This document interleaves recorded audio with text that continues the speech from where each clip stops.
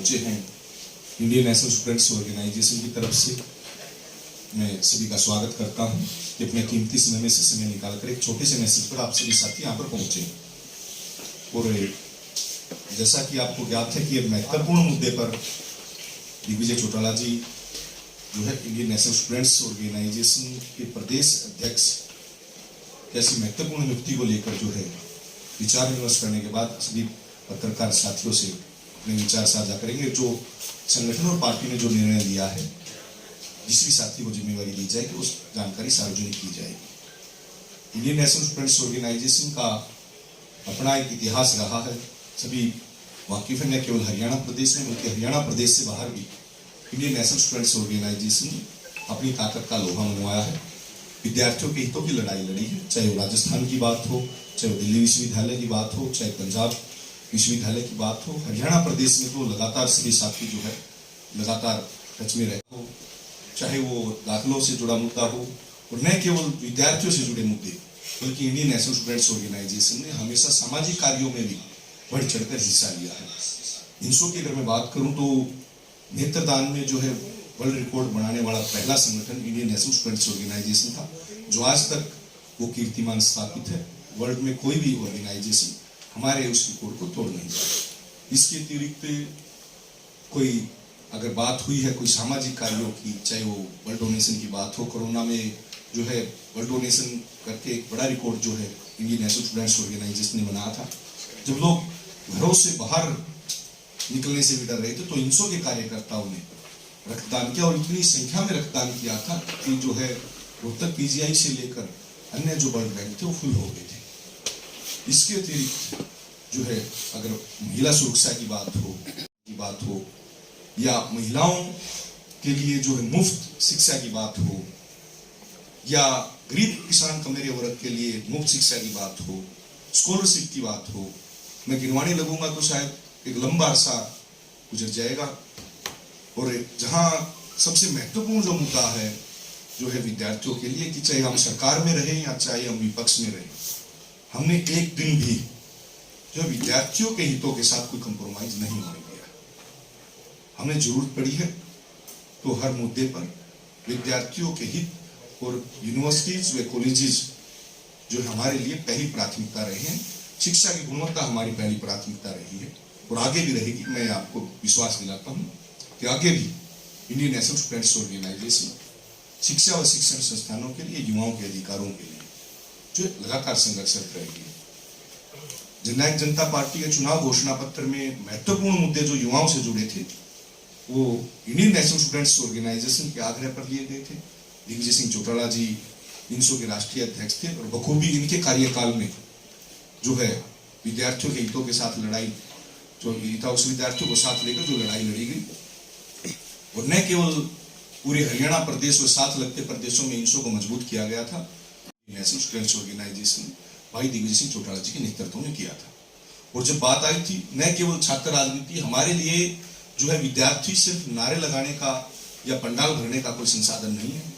जब बात आई थी टिकट वितरण की तो पूरे देश में मैं चैलेंज कर सकता हूं इस बात को, पूरे देश में सबसे ज्यादा अगर युवाओं को टिकट दी गई थी तो जननायक जनता पार्टी के द्वारा दी गई थी। छात्र नेताओं को टिकट दी गई तो जननायक जनता पार्टी के द्वारा दी गई थी। दिग्विजय चौटाला जी स्वयं छात्र राजनीति के माध्यम से मुख्य धारा की राजनीति में आए, मैं उदाहरण हूं इस बात का। और ऐसे पता नहीं कितने जो साथी हैं जो इंसो के माध्यम से उनको टिकटें दी गई, उनको एक प्लेटफॉर्म दिया गया आम किसान परिवार के लिए। तो मैं तो यही गुजारिश करूंगा कि आपसे भी कि जो लगातार जो है इंसो के जो साथी संघर्ष करते हैं वो भी उन मांगों को, उन मुद्दों को आप दिखाने का काम करें, सड़कों पर लड़ाई इंसो लड़ने का काम करें। आपका बहुत बहुत धन्यवाद। मैं दिग्विजय चौटाला जी को आमंत्रित करता हूं कि वो आगे की कार्रवाई को अंजाम। रेस्ट हाउस के इस भव्य प्रांगण में इंडियन नेशनल स्टूडेंट्स ऑर्गेनाइजेशन द्वारा आयोजित इस प्रेस वार्ता में मेरे समक्ष मौजूद हमारे प्रेस के परिवार के सदस्यजन, इलेक्ट्रॉनिक मीडिया, प्रिंट मीडिया के साथियों, सोशल मीडिया के साथियों, हमारे साथ मौजूद चौधरी अंतराम तंवर जी, हमारी पार्टी के राष्ट्रीय उपाध्यक्ष, मेरे साथ मौजूद भाई प्रदीप देसवाल जी, इंसो के राष्ट्रीय अध्यक्ष, हमारे गुड़गांव के जिला अध्यक्ष और सभी महत्वपूर्ण पदाधिकारी साथी धनखड़ साहब, मैं सबसे पहले आप मीडिया के साथियों का इस छोटे से निवेदन पर यहां पहुंचने पर स्वागत करता हूं, आपका आभार प्रकट करता हूं, खैर मकदम करता हूं कि कम समय में ये जो बड़ी अनाउंसमेंट आज हम करने जा रहे हैं, इसके लिए आप सभी यहां शामिल हुए, इसके लिए आप सब लोग यहां पर आए। मेरे से पहले भाई प्रदीप जी ने, जो कि स्वयं हरियाणा की राजनीति के अंदर, छात्र राजनीति के अंदर एक जाना माना चेहरा है, हमारे राष्ट्रीय अध्यक्ष हैं, एक आम परिवार से निकल करके डॉक्टर अजय सिंह चौटाला जी के साथ जिन्होंने सड़कों पर संघर्ष किया, छात्र राजनीति के लिए बहुत लंबी लड़ाई लड़ी, और मैं हरियाणा प्रदेश के अंदर छात्र संघ चुनाव बहाल हो सके, वो प्रदीप देसवाल शख्सियत है। तो आज मुझे खुशी है कि वो हमारे सबसे युवा इकाई, 16 इकाइयों में से सबसे युवा जो इकाई है, सबसे नौजवान जो इकाई है, सबसे महत्वपूर्ण जो इकाई है, उसके राष्ट्रीय अध्यक्ष हैं। पिछले लंबे समय से प्रदेशाध्यक्ष का पद जो है वो रिक्त पड़ा था, खाली पड़ा था, और पार्टी की सीनियर लीडरशिप द्वारा इसको लेकर के कई दौर की बैठकें हुई। 22 जिलों में से लगभग 50 से ज्यादा नामों पर चर्चा हुई, और यह तय किया गया कि 2023 का वर्ष जो है, इसके शुरुआत के अंदर नए नाम को तय किया जाएगा। जैसा कि आप सभी जानते हैं कि डॉक्टर अजय सिंह जी की सोच सदैव यह है कि आम घर के गरीब, किसान, मजदूर, कमेरे वर्ग की अगली पीढ़ी को राजनीति में प्लेटफॉर्म कैसे दिया जाए, उनके हक और हुकूक की आवाज को बोलने का उन्हें एक मंच दिया जाए। तो ये तो तय है कि जब इसके पदाधिकारियों को चयनित करने की बात आई, तब भी इस बात का विशेष तौर पर ध्यान रखा गया कि स्वर्गीय चौधरी देवीलाल जी की सोच पर मोहर लगाई जाए और सामान्य घरों के बच्चों को कैसे आगे लाकर राजनीति में एक्सेल कराया जाए, उन्हें एक मंच दिया जाए। मुझे आज खुशी है, प्रदेश प्रभारी की अहम जिम्मेवारी आज हमारे जो साथी हैं भाई रवि मसीत, जिन्होंने अध्यक्ष से भी महत्वपूर्ण होती है, क्योंकि उनकी लीडरशिप में प्रदेश अध्यक्ष को भी काम करना है। प्रदेश प्रभारी के तौर पर मैं आज पार्टी की सीनियर लीडरशिप ने जो फैसला किया है उसको आपके सामने रखना चाहूंगा। भाई रवि मसीत हैं, इनके पिता का नाम श्री ओम प्रकाश है। इनके पिता का जो रोजगार, यानी किस परिवार से निकल के किराने की दुकान इनके पिताजी चलाया करते थे, उसके पश्चात इन्होंने इंसो में 2013 में कदम रखे, 2017 में आईजीयू यूनिवर्सिटी के अध्यक्ष बने, पहले 4 साल बतौर कार्यकर्ता काम किया और 6 साल से यूनिवर्सिटी के अध्यक्ष पद पर कार्यरत होकर के लगातार संघर्ष किया। और मैं बड़े विश्वास से कह सकता हूं कि अगर बारीकी से देखा हो, स्टूडेंट पॉलिटिक्स के बारे में समझा हो, तो रवि मसीत वो शख्सियत है, पार्टी चाहे सत्ता में जरूर आ गई, मगर छात्रों के मुद्दे जब आए तो फिर एक पल भी इन्होंने व्यवस्था से टकराने के लिए कभी पीछे मुड़कर के नहीं देखा।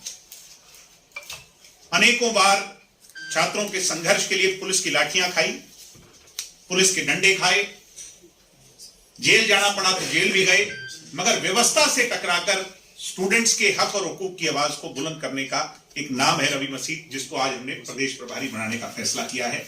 मैं मेरी तरफ से और विशेष तौर पर डॉक्टर अजय सिंह चौटाला जी की तरफ से, जो इंसो के फाउंडर हैं, जिनका ये पौधा लगाया हुआ आज वट वृक्ष का रूप ले रहा है, उनकी तरफ से भाई रवि को बधाई देता हूं, शुभकामनाएं देता हूं और इनके ब्राइट फ्यूचर के लिए मैं कामना करता हूं।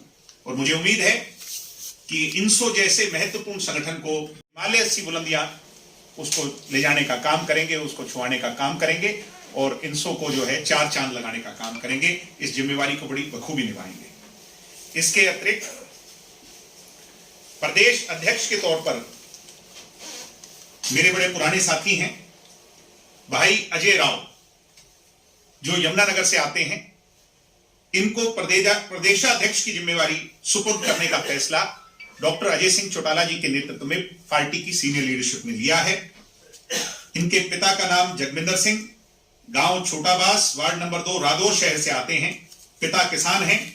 चौधरी देवीलाल जी के समय से पार्टी से जुड़े रहे। पार्टी के जिला महासचिव के तौर पर इनके पिताजी ने काम भी किया। भाई अजय राव ने एमएलएन कॉलेज में रादौर में बीए करी और उसके पश्चात एमडीयू के अंदर अब ये एमए की पढ़ाई कर रहे हैं। 2013 में इंसो से जुड़े।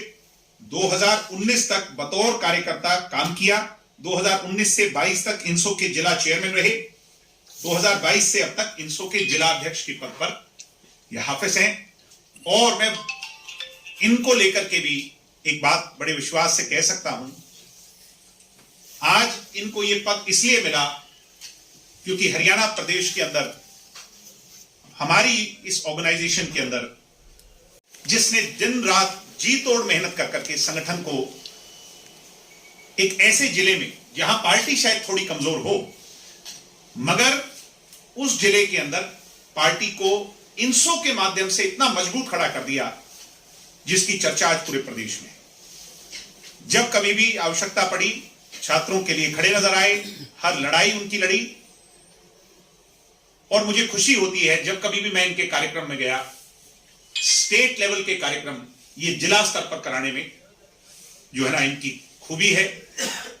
आम सामान्य घर से आकर के इतना संघर्ष कर करके इस प्लेटफॉर्म तक आए और पार्टी ने सबसे महत्वपूर्ण जिम्मेवारी इनको देने का फैसला प्रदेश अध्यक्ष के तौर पर किया है।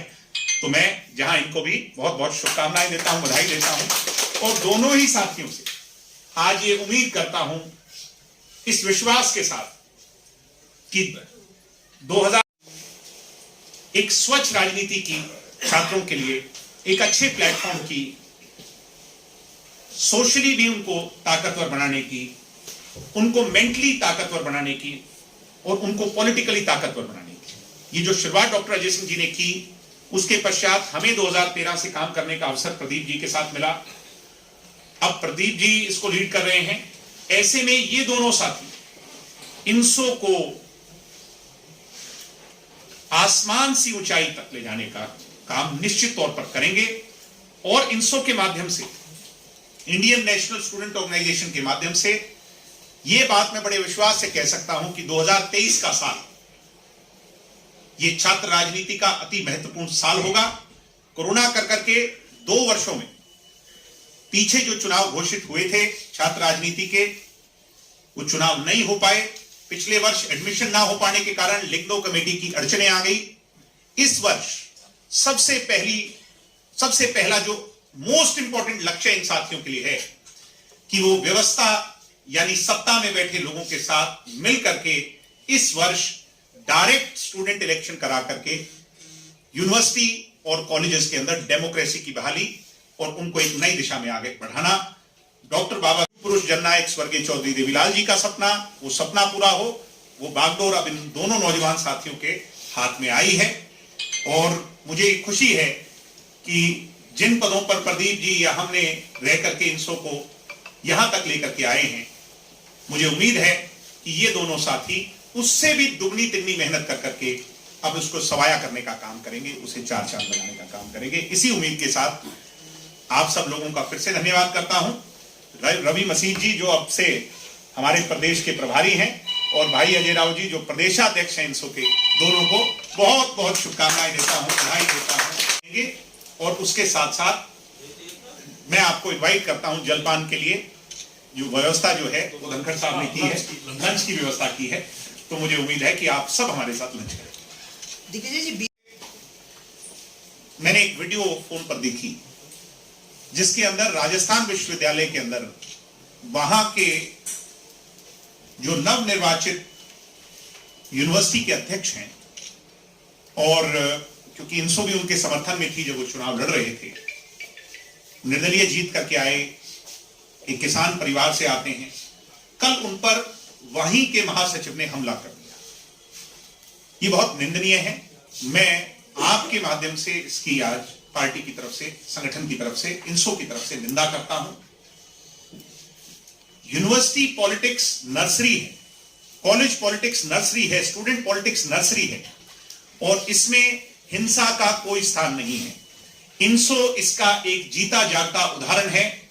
डॉक्टर अजय सिंह चौटाला जी ने जब इंसो को शुरू किया था तो बहुत से लोगों ने सवाल उठाए थे कि कहीं ये ग्रीन ब्रिगेड का रूप ना ले ले। तो उन्होंने विश्वास दिलाया था कि नीयत अच्छी हो, सोच अच्छी हो तो दिशा सही, फैसले सही होते हैं। आज मैं कहने में विश्वास के साथ, भरोसे के साथ, हौसले के साथ कह सकता हूं कि 2003 से 2023 आ गया, इंसो अपने 20 साल पूरे करने जा रहा है। एक भी अवसर, एक भी मौका कहीं ऐसा नहीं आया होगा जहां डॉक्टर साहब को या पार्टी को इस बात के लिए शर्मसार होना पड़े कि उसके किसी जिम्मेवार पदाधिकारी ने कोई भी ऐसी हरकत की हो। मैं ये उम्मीद करता हूं कि ऐसे राजनीतिक दल जो अपनी स्टूडेंट ऑर्गेनाइजेशन के माध्यम से इस तरह की चीजों को बढ़ावा दे रहे हैं, उन्हें शर्मसार होना चाहिए, उन्हें इसके लिए पब्लिकली माफी मांगनी चाहिए। हम निर्मल के साथ हैं और उनको ये विश्वास दिलाते हैं कि ऐसी घटना आगे से नहीं होगी, उसमें हम उनका साथ देंगे। धन्यवाद। जिसमें या तो आप 3 साल के लिए पढ़ाई करने के लिए आते हैं, ग्रेजुएशन करने के लिए, या 5 ईयर इंटीग्रेटेड कोर्स में शामिल होते हैं, या कुछ साथी ऐसे हैं जो पोस्ट ग्रेजुएशन अलग करते हैं, फिर पीएचडी लेवल तक यूनिवर्सिटी कॉलेजेस में रहते हैं, या डबल एमए करते हैं। तो समय समय पर साथी संगठन के साथ लाखों की संख्या में जुड़ते हैं हर वर्ष और ग्रेजुएट कर करके अपने जीवन में आगे बढ़ जाते हैं। यानी बहुत से साथी उनमें से ऐसे भी होते हैं जो फिर जननायक जनता पार्टी की यूथ इकाई के लिए काम करते हैं और उसके पश्चात जननायक जनता पार्टी के लिए काम करते हैं। तो इसके लिए मैं एग्जैक्ट आंकड़ा दे पाड़ा तो मेरे लिए भी या प्रदीप जी के लिए भी मुश्किल होगा, मगर अगर नेक्स्ट टाइम जब हम बैठेंगे तो आपको हम मेंबरशिप ड्राइव के हिसाब से बता सकेंगे सही आंकड़ा क्या है। लाखों विद्यार्थी आज हमारे संगठन के साथ राजस्थान, हरियाणा, पंजाब, चंडीगढ़, वेस्टर्न यूपी के अंदर और दिल्ली प्रदेश के अंदर काम कर रहे हैं। और यह भी दावे से कह सकता हूं कि उत्तर भारत में सबसे मजबूत संगठन अगर कोई है तो वो इंडियन नेशनल स्टूडेंट ऑर्गेनाइजेशन। इसका एक ही, उसमें ज्यादा लंबा चौड़ा ना कह करके एक ही बात कहूंगा कि राजनीति और विशेष तौर पर इस डेमोक्रेटिक सिस्टम में सबको अपनी पार्टी के साथ लोगों को जोड़ने का अधिकार है। बहुत से अवसर ऐसे आए हैं जब हमने भारतीय जनता पार्टी के लोगों को अपने साथ जोड़ा है। बहुत से अवसर ऐसे भी आए होंगे कि कुछ लोग हमारे यहां से छूट कर करके वो किसी अन्य दल में शामिल हो गए। राजनीति में ये दोनों चीजें चलती रहती हैं। हमारा लक्ष्य भी यही है जो भारतीय जनता पार्टी का 1990 के दौर में लक्ष्य था कि 2 सीटों से उठ करके पूरे देश में अपनी पार्टी का डंका बजाना। हम उस ओर अग्रसर हैं और उसका जीता जागता उदाहरण है कि आपके गुरुग्राम में हो, फरीदाबाद के अंदर हो, कैथल के अंदर हो, जींद के अंदर हो, कम समय के अंदर 114 पार्षद जो हमारे संगठन के जीत करके आए थे उनके माध्यम से हम वहां तक हाफिज हुए, चेयरमैन का पद हमने जीता। बहुत सारी जगह ऐसी हैं जहां मुझे स्वयं प्रभाव था, हमने भारतीय जनता पार्टी की मदद कर करके उनके लोगों को जिताया। बहुत सी जगह ऐसी हैं जहां उनकी मदद हमने ली। कुछ जगह ऐसी हैं जहां पर सामन में नहीं बन पाया तो हमने ये तय किया कि हम फ्रेंडली मैच लड़ें, यानी फाइनल मैच से पहले फ्रेंडली मैच लड़ करके प्रैक्टिस करें और आगे मिल करके मजबूत चलें। धन्यवाद। जरूर करें। हाँ, कोई नाम है तो आप जरूर हमें बताएं। कहीं भी अगर हमारा साथी, मैं तो बड़े विश्वास से कह रहा हूं कि कोई पदाधिकारी नहीं हो सकता। हाँ, बहुत से साथी इंसो से जुड़े हो सकते हैं, इंसो के कार्यकर्ता हो सकते हैं। अगर किसी का भी नाम आता है तो हम उस पर कार्रवाई करते हैं, करेंगे, ये निश्चित। लगभग भारतीय जनता पार्टी लड़ेगी और एक जगह हम मेयर के पद पे चुनाव, वो तो अभी पार्टियों के बीच में। दिग्विजय जी, राम रहीम एक अपराधी है। कल उसका जन्मदिन था, तलवार से केक काट रहा था, तो वहाँ कृष्ण बेदी जो राजनीतिक सलाहकार है मुख्यमंत्री के, इसके अलावा जो राज्यसभा सांसद है कृष्ण पवार, वो भी उनसे लगातार बात कर रहे थे, उनकी बड़ाई करते हुए नजर आए। किस तरह से देखते हैं स्थिति? ऐसा है कि अपराधी जो होता है उसको कोर्ट सजा देता है तभी वो अपराधी होता है, और फिर कोर्ट की एक रूलिंग है कि उसे पेरोल मिल सकती है, वो में पेरोल मिली है।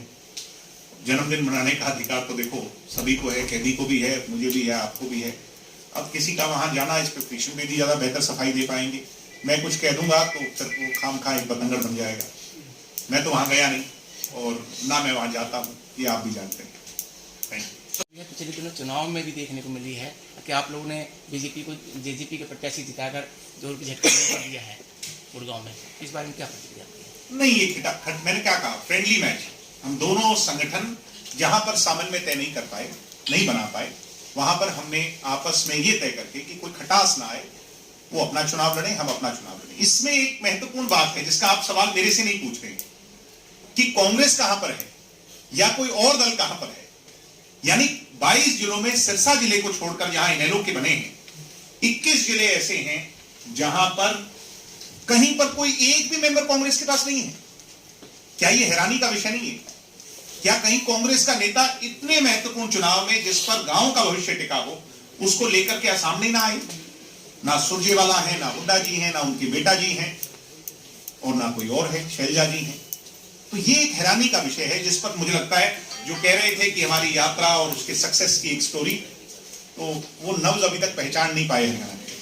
सर कांग्रेस तो ये कहती है कि 650 से ज्यादा पार्षदों में 90% उनके साथ है। और हैरानी मुझे इस बात की हुई कि 22 जिलों में जब चुनाव हुए तो 100% उनका सक्सेस रेट फेलियर रहा। यानी 100% ही कहीं भी नहीं बना पाए, कहीं उप चेयरमैन भी नहीं बना पाए।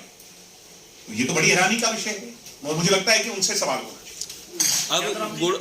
अब गुड़गांव, मानेसर और फरीदाबाद में निगम ऑलरेडी आपका बीजेपी बात की गई तो उसके बारे में जरा बताइए कि समन्वय की स्थिति क्या चल रही है बैठक के दौरान। कुछ मीटिंग्स हुई दोनों दलों के बीच में और भविष्य के अंदर भी समय समय पर ये मीटिंग्स होंगी। अब ये कौन सी डेट्स में होंगी तो दोनों के अध्यक्षों ने तय करना है। जब भी होती है हमें बुलाया जाता है, सब लोग जाते हैं और उन पे सभी विषयों पर चर्चा होगी। निगम के चुनाव में क्या आप सिंबल पे लड़ेंगे? मेयर के पद पे हम सिंबल पे लड़ेंगे सर, और जो वार्ड के पद पर है उस पर फैसला अगली मीटिंग्स में हो जाएगा। ठीक है, धन्यवाद। दिग्विजय जी, आज नुकसान की बात नहीं। पद यात्रा डॉक्टर अजय सिंह चौटाला जी ने की थी और उससे बहुत बड़े बदलाव आए थे हरियाणा में। हम 10 की 10 लोकसभा की सीटें जब हार गए थे, उसके पश्चात उनका जो निर्णय था उससे पार्टी फिर खड़ी हुई, 31 सीटें जीत 32 सीटें जीत करके आई। पद यात्राओं से निश्चित तौर पर जनता के बीच में जाकर के जब हम जाते हैं तो जनता की नब्ज टटोलते हैं, उनके रियलिटी जो मुद्दे हैं, असली जमीनी मुद्दे हैं, उनको और नजदीक से जानते हैं। अब एक बात मैं और जोड़ूंगा जो शायद बहुत से लोग हरियाणा में मानते हैं कि जेजेपी सत्ता में होने के बावजूद अगर माइनस कोरोना काल कर दूं या किसान आंदोलन कर दूं तो अकेला ऐसा राजनीतिक दल है जिसके टॉप 5 लीडर्स जनता के बीच में रहते। आप अपने अखबारों को ही माध्यम मान लें या मीडिया के टेलीविजन के रिकॉर्ड्स को माध्यम मान लें, कोई भी ऐसा दिन नहीं होगा जब हमारी पार्टी की लीडरशिप सड़कों पर ना, लोगों के बीच में ना। हम लोगों में रहने वाले, और ये स्वर्गीय चौधरी देवीलाल जी की सदैव सोच रही है कि सत्ता सुख भोगने का माध्यम नहीं अपितु जन सेवा का। तो जन सेवा तभी होगी जब लोगों के बीच में। नेताजी, आप कहते हैं कि पद यात्रा का बड़ा बेनिफिट होता है, राहुल मिलेगा, आज नहीं तो कल। ऐसा नहीं होता कि कभी भी संघर्ष सड़कों पे किया हुआ व्यर्थ चला जाए। खामखा मैं ये कह दूं कि उसका कोई नहीं होगा, आज नहीं है, इसमें कोई दोराय नहीं, आज उसका कोई इंपैक्ट नहीं है। और राहुल गांधी की एक और दिक्कत है कि राहुल गांधी जब कन्याकुमारी से चले थे तो उन्होंने कहा था कि मैं कहूंगा कम, चलूंगा ज्यादा और सुनूंगा ज्यादा। उन्होंने आधे रास्ते तो उसको फॉलो किया, वो चलते रहे और जब तक नहीं बोले तब तक उसका इंपैक्ट ज्यादा था, मगर जब जब बोले तो फिर वो खोते रहे। गुड़गांव हो गए। हाँ जी, गुड़गांव वो लोगों को ऐसा लगा कि लोगों के मन की बात से ज्यादा वो इधर उधर की बात करते थे। कभी गाय भैंस का बता रहे हैं कि हमारी यात्रा में, कभी कुछ और कहते रहे, कभी अब वो तो आप लोगों के सामने है सारा। तो वो यानी जनता की नब्ज को टटोल नहीं पाए। चले बहुत ज्यादा, शायद मैं या आप भी ना चल पाए, मगर वो अच्छा जहां सर्दी ज्यादा थी, क्योंकि पॉलिटिकल आदमी का क्या काम कि उसे जनता जैसा दिखना है। लीडर का क्या काम है, लीडरशिप किसको मिलेगी जब वो वैसा दिखेगा जैसे उसके साथ में लोग। मगर वो टी शर्ट पहन करके उन्होंने वो भी किया। आपको और मुझे तो स्वेटर या जैकेट की जरूरत पड़ी, वहां वो टी शर्ट में वो एक गलत मैसेज गया। यानी ये कुछ ऐसे विषय हैं जिस पर कांग्रेस जो है ना जितना अच्छा कर सकती थी उतना नहीं। वैसे राज क्या रहा है आजू बाजू वाला वैसे व्यक्ति आप भी मैं तो क्या जानूं, मैं तो चुनाव सर जेजेपी जो है सर पार्षद जो है, जबकि आपकी पार्टी तो कार्यकर्ता बेस्ड रही है, कार्यकर्ताओं को सबसे ज्यादा सम्मान दिया जाता रहा। चलो ये तो आप मान रहे हैं, तो इससे अच्छी बात क्या हो सकती है हमारी? नहीं, हम नहीं मान रहे, लोग मानते हैं। जी सर, जी। तो फिर इनको सिंबल पर पार्षद चुनाव लड़ाने में दिक्कत क्या कोई है? दिक्कत नहीं है अभी। मैं तो सोचता हूँ कि चौटाला साहब कभी लाल किले पे भी पहुंचेंगे, सीएम भी बनेंगे। बिल्कुल बने, तो मैं जानना चाहता हूँ उसके लिए क्या आपने कोई समय सीमा निर्धारित? ये कोई बात नहीं, ये राजनीति की कोई बात नहीं होती, तो समय सीमा हमारा लक्ष्य। आओ